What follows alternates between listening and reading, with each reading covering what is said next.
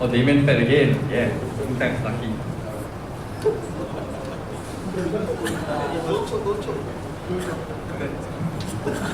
Slowly chew, slowly chew.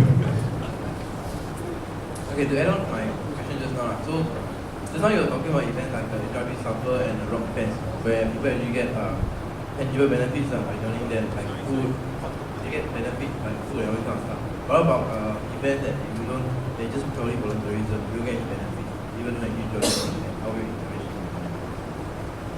So is this more of the social service side? Yes. Like for example, EBC are doing service in Autumn Festival, Chinese New Year lunch, or Minds event, or Salvation Army Sport, they always have event where you go purely just for volunteerism, you don't get any food or whatever. How will you actually encourage people to go for that?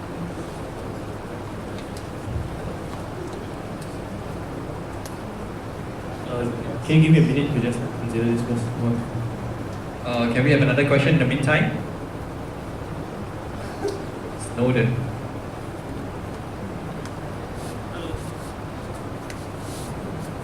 Hello. Hi Ben. So as we all know, like succession is always an issue. So do you have any plans to cultivate the next batch JCRC or like let's say for your home kids? So is there going to be a proper plan or will you attempt to have succession?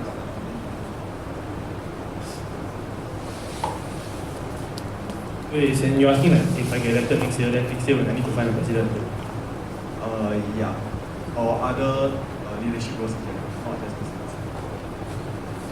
So is it for his JCRC team as well as the future like president? Basically for all the leaders in the school. Okay, I think with regard to like the captains and the comments, I don't think that's really ever been much of a problem. Because usually people can find like, at least for the captains and the comments like and everything else, they usually can find like their successors, and I don't think it's been much of a problem at least for the last few years. Okay, but for the JCRC, actually honestly, I'm not 100% sure why there isn't like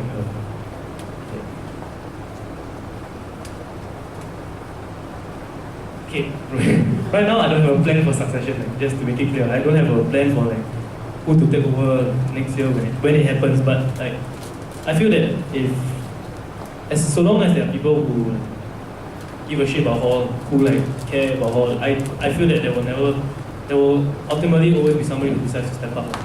So like that's something that I aim to like cultivate next year's culture lah. Like we have like a whole culture which is supporting each other, and I think if my JCRC can cultivate the culture next year, I don't think there'll be a problem getting the next JCRC. Hope you answers your question. Are you ready to address?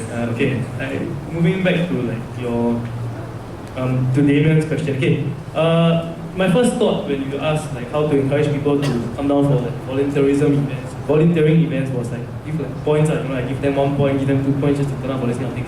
But then I was thinking about it and I realized that like it's a bit weird to actually give points for this kind of things because like in like that, like you're asking them to volunteer for reward ultimately, which is still like I don't think it's the point of volunteering for anything. So like again, this is really just something I had in mind. But like back when I was in secondary school and JC, like we had this like basically volunteer day. So like every CCA will be attached to a certain volunteer group. Like this one thing is a lot of extra work on our own, but like every CCA back then will be attached to from year 1 to 4, the whole CCA group will be attached to like a certain organization, and they'll go down for that whole day as a CCA to like help out with like different CCAs.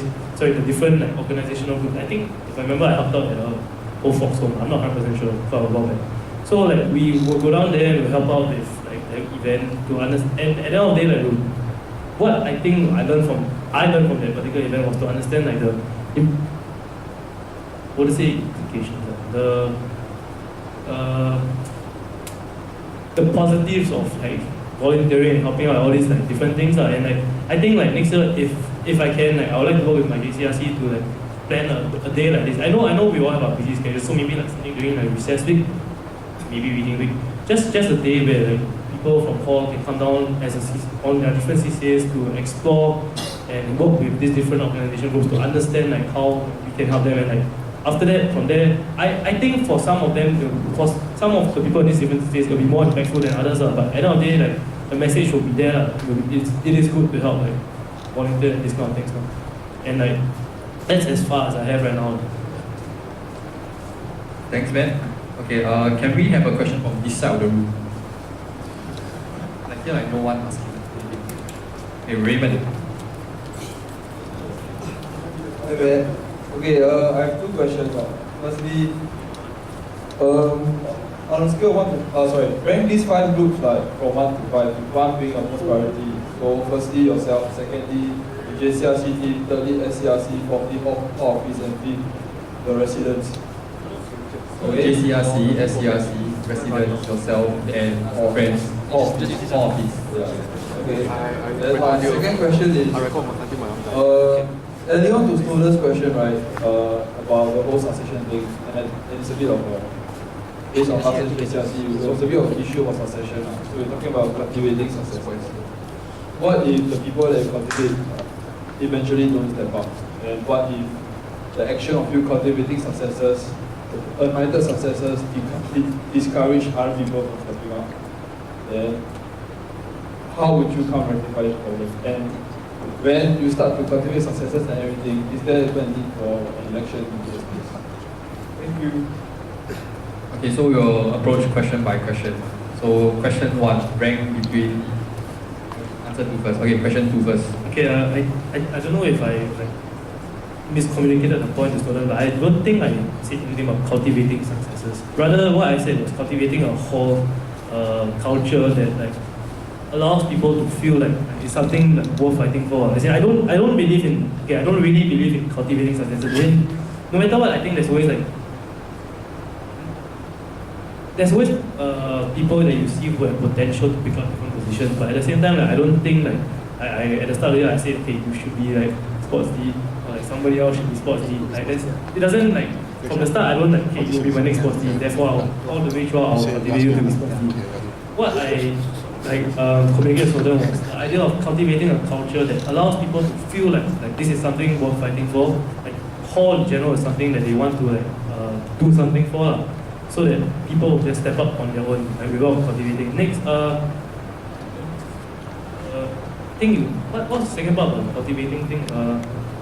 What if people don't turn up, right? Or if they eventually drop it? Again, of course, I'm not cultivating anybody. I think at the end of the day, like as long as you have as long as you're willing to like step up and you roughly have a clue as to what you're doing, then I think like there's no problem if you want to run for like JCRC or you want to run for any leadership position. As long as you're willing to learn and like you talk to your previous predecessor about what they faced throughout the year. Yeah. Okay, with ranking the people. Okay, I think it's weird that like you separated yourself and JCRC, because like at the end of the day I think that the JCRC works as a unit. So like if I have to separate myself from the JCRC, then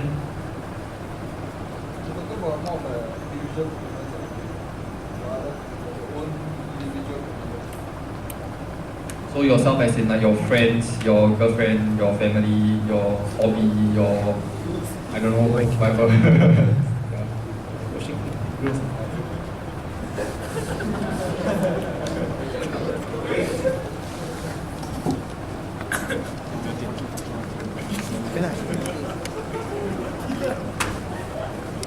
Wait. So wait, like, okay, but you're asking me to rank this in terms of what? Okay, what exactly? Like?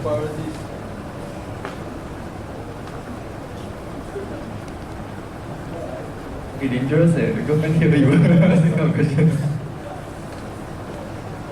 Okay, wait. If it's girlfriend aside, right? Like I'll put myself last. I just put it here first, okay? Girlfriend aside, girlfriend. So just in case like any trouble, girlfriend, like different topic. Okay. Next, like if I put like in terms of priorities, right? So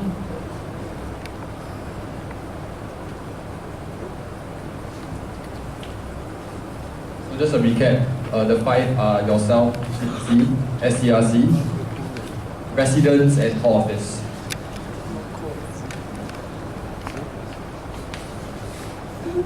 meantime, can we have a next question?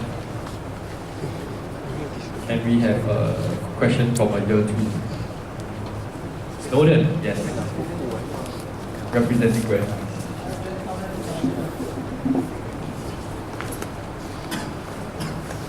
Mic test. Hi, okay, so this is a question from Gwen. So from what she knows, the cap for comms is decided at the start of the AY, and there is supposed to be a midterm review from the ex-official to kind of check if the work is being done according to the work plan. But for comms like block comm, where there are random things that get piled on throughout the year, like for this year there's like Fiesta and other stuff.